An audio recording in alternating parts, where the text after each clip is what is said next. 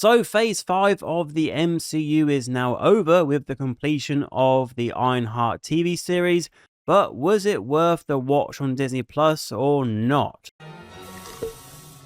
Don't count on it! Aww. Now I have to be honest, although I have watched the majority of the MCU, recently I have started to skip some things like the Echo series and the recent Daredevil one because I just really couldn't be bothered with those. But I thought of Ironheart, it's 3 episodes one week, 3 episodes the next, 6 episodes, 2 weeks, and it's done. I can manage that.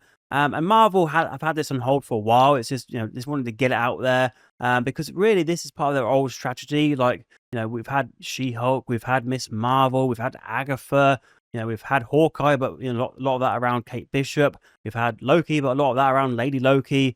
We've we've had, you can see the pattern there. We've had a lot of these series where they're really trying to appeal more to a female audience. But I never understood that strategy in the first place because the MCU of Infinity War and Endgame, you had a variety of people watching it. You didn't really have to focus in so much, but they did that. And anyway, this is hopefully for Marvel now the end of that chapter. They can move into phase 6 with the start of Fantastic Four, and then with Doomsday and all that, and try and course correct Marvel and the MCU back to somewhere close to where they used to be.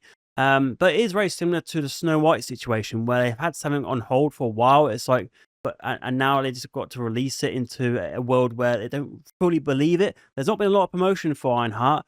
Snow White, they did have to promote it because it was in cinemas, so it's a bit different for that. But they knew it was dead on arrival, so they do share similar attributes in that sense. But with Ironheart, I think in the past this could have been a show where they release it in 1 episode a week and keep it in people's conversations for 6 weeks.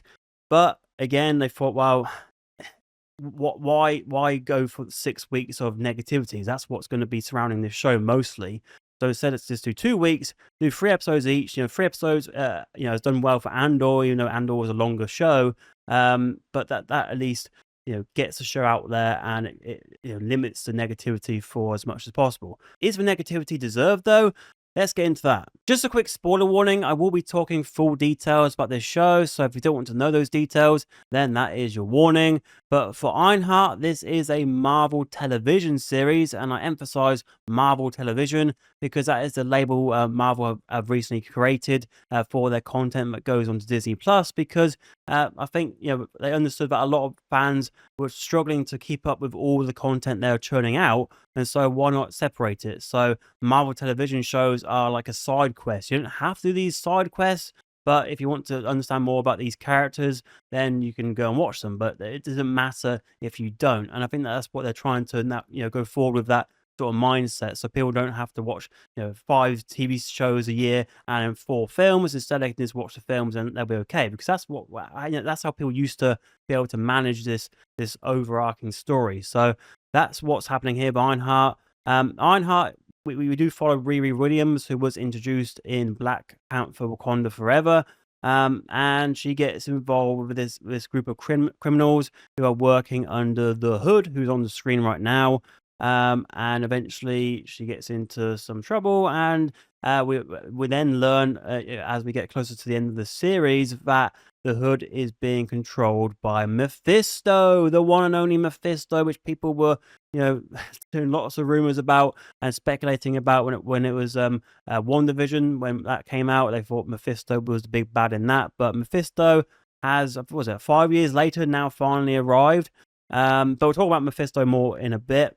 But with Riri Williams, a lot of this show is focusing on her dealing with grief, because we find out about her best friend and her stepdad were killed in a drive-by shooting when she was a bit younger. And so she's struggling with that, and with the suit as well, because she eventually makes her own AI from her memories and that, and her friend then becomes the AI. Natalie? Well, who the hell else would it be, bish? So the emergence of this technology is something that you can question from an ethical standpoint, but again, the show doesn't really go into that as much. It's more about Riri having panic attacks, getting it too close to AI, who is in the form of her best friend, and that she's not really grieving. She's trying to replace her potentially. And then also, the first 3 episodes where we're seeing her get into this criminal group. I mean, I did not believe this group for a second. It looked like all these characters have been plucked from Orange is the New Black or something. They all have these code names like Clown and Slug. And Slug, my goodness, they're on this computer with they got their nails on and everything. And it just reminded me of this Family Guy clip. Scanian, Weinstock, and Reisman. Hey, LaRonda. No, I got 4 people on hold, but I can talk. Now, I know what you're thinking. Finally, after all this time, since 2008, we've had to wait. Since that first Iron Man film, the first film in the MCU, we've all been thinking, what happened to Obadiah's son, if he even had a son? And now we know he's out in his house or in his garden having beef with his neighbor Heather, and eventually even cuts Heather's flowers with his secateurs.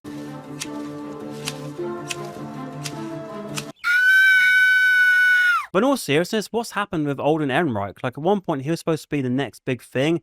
He was great in Hail Caesar as a supporting character in that Coen Bros movie. And then also, he was Han Solo in the Solo film. But he's had that Star Wars curse where he hasn't really done anything of note since that. Where, at one point, you thought, okay, if he's going to have a role in Marvel, it'd be a pretty significant role. But now he's a supporting character in Ironheart, and a character where it's a character who's just there to be that link back to Iron Man. And he's a useless character who has been really poorly written as well. He's a character who bonds with Riri over Alanis Morissette music. And then he has Live, Laugh, Love on his wall and on his doormat. And obviously someone in the writer's room just thought, oh, they saw that meme where if you have that on your wall, you obviously are this sort of person. So let's do it for this guy. And then later he gets controlled by the Hood and goes to attack Riri. After being her friend, he actually was about to kill her, but says, no, I'm actually not going to kill you. I'm going to be nice and let you go. But I was about to kill you because I got told to for being busted out of prison by the Hood. It's like, how do you go from that to that so quickly? It's just stupid. This whole character was awful, I thought. It's so dumb, it's brilliant. No! It's just dumb. So yeah, coming out the gates, Ironheart really does struggle. Those first 2 episodes, you're like, it's not really following its structure very well. It's not grabbing me in. And so by the time I got to episode 3, I was like, hold on, 55 minutes? Fucking hell. I'm like, oh, this ain't worth it. But I watched it and it was a bit better. But anyway, as I said, 6 episodes, I was going to commit to this and watch the whole thing. It wasn't too long. And luckily, there is a lot of credits with these episodes. So they're not actually that long compared to what it says. But then we get into the last 3 episodes, and something I also noticed throughout the whole watching of the show is that they reference a lot of different things, like there's Spy Kids, Star Wars, Star Trek. I've got a list here: Ocean's 11, Sopranos, Transformers, just to name a few. Like, in 6 episodes, to have all these different references, plus the MCU inside references as well. That's a hell of a lot of references. That'll do, Donkey. That'll do. Anthony Ramos plays the Hood, who you might know from Twisters recently, and also he was in Transformers Rise of the Beast. And he's made quite a good impression on me from that film, and also here. I think he's a good actor. I think he's okay in this role, but the role, as there's only 6 episodes, they do have to speed run a lot of his character.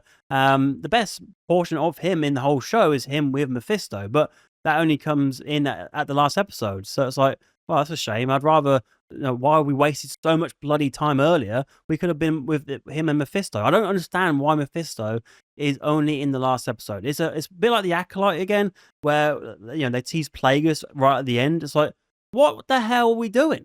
Why have we just had all this crap before when we could have had a Plagueis show? Or that'd been way better. And it's like here, it's like we could have had a Mephisto show. Like what's going on? Also, Mephisto is such a weird mix of Ironheart. I'll talk about the ending in a minute, but it's like, it's a weird one. It's a weird thing. It's like they just thought, okay, we know people like Mephisto.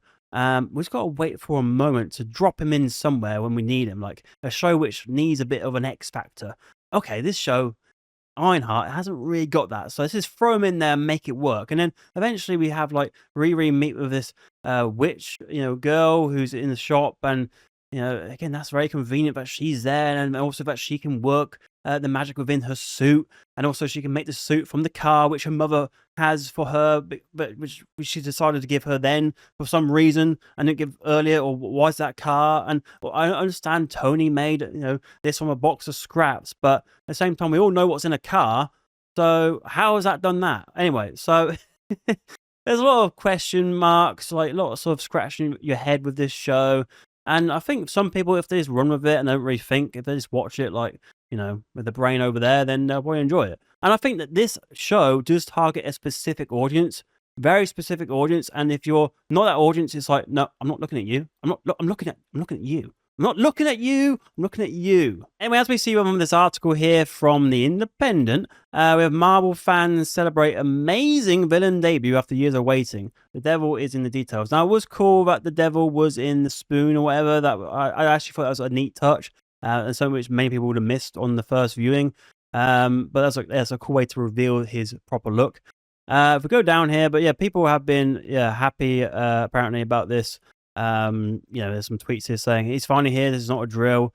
This can't save your show. I'll just say that. I think this happens a lot in some programs where there'll be a reveal right at the end where it's like, okay, forget everything that happened before. This has happened, so this makes this show great. How can you say this is rubbish when Mephisto's here? It's like, well, no. Like I said earlier, like we could have had a way more Mephisto if it was done in a better way, or just had that as a show. Ironheart, what I did like with this is the ending, because Riri does make the deal with the devil to have her friend back to life in exchange for this deal she's doing with him. Mephisto, I assume, will come into play properly maybe with Secret Wars. I'm not well up on the comics as much as other people, but I assume that's what they'll probably do. I feel like he's such a big name of a character. He has to enter the films at some point soon. But yeah, I thought that was a good way to end it. It was ended to show in a way where she hasn't actually learned to deal with her grief. She actually has said, no, you know what? This is the way I'm going to have to go about it. This is the way I'm going to have to go about it. Wasn't as good as The Simpsons, though. I'll say The Simpsons did a better version of this. Who's that goat-legged fellow? I like the cut of his jib. Prince of Darkness, sir. He's your 11 o'clock. With Marvel's decision to introduce Mephisto here, they'd hope that now more people will go back and watch the show to see what's going on with this character. But I think that is unlikely. I think a lot of people just watch those scenes on social media, or maybe just watch the last episode because that's the only one he's in. And the thing is now, like, what are they going to do next? Because they've left this with an open ending, and there's an end credit scene with the Hood going to the Magic Girl, but where is this all leading into? Like, is it going to lead into something to do with the Avengers, or is it going to lead into something on Disney Plus? I'm not really sure, and that's been a big issue in Marvel for a while. The audience aren't really sure what's going on. In the past, we had the Infinity Stones, and even the most casual fan could understand what's going on there. Here, it's like we've got these characters introduced in end credit scenes. We don't even know where they are, what's going on with them. So Marvel hope now, with this being the end of Phase 5, that they can just sort of look back on those last two phases in particular and think, okay, that was all complete nonsense in terms of any structure of how we're trying to guide this story forward. And we're doing a bit of a reset here. We've got Doomsday, Robert Downey Jr. is back to really be that pull to get people back in the cinema, because we haven't led to anything else. So it'll be really interesting actually now to see how Fantastic Four does compared to the other films from this year, with Thunderbolts and Captain America: Brave New World both underperforming. But yeah, Ironheart, I think it's a show where I don't think it's necessarily worse than a lot of the others. I think it's probably just on par with things like She-Hulk and that. I don't think there's anything here which has really made me think, oh, this was so awful compared to those ones. I think it's all been pretty bad. You're failing, Seymour. What is it about you and failure? There was one moment from Ironheart where I'm not sure if it was supposed to be intentionally funny, but this slow-mo reaction from Slug did make me chuckle a bit, and then we get the finger there from Riri as well. And I think Dominique Thorne, I thought she plays his character well. I think that you can clearly see there is acting talent there. But I think this show is just another one to add to the catalogue of Marvel Disney Plus shows. It's nowhere near the level of things like The Penguin we've seen recently in this genre, and then even not in this genre of things on Disney Plus like Andor. That's a completely different level. This is just same old sort of Marvel content, and if you don't like it, you're not going to like it again. and I think it does lack a lot of quality. So yes, that is Ironheart. Have you seen it? What are your thoughts if you have? Like the video if you enjoyed it. Subscribe for more. I will be covering lots of stuff on here. So yeah, I'd love to have you stick around. But until next time, if you want to watch another video on screen, I have a couple of my recent reviews.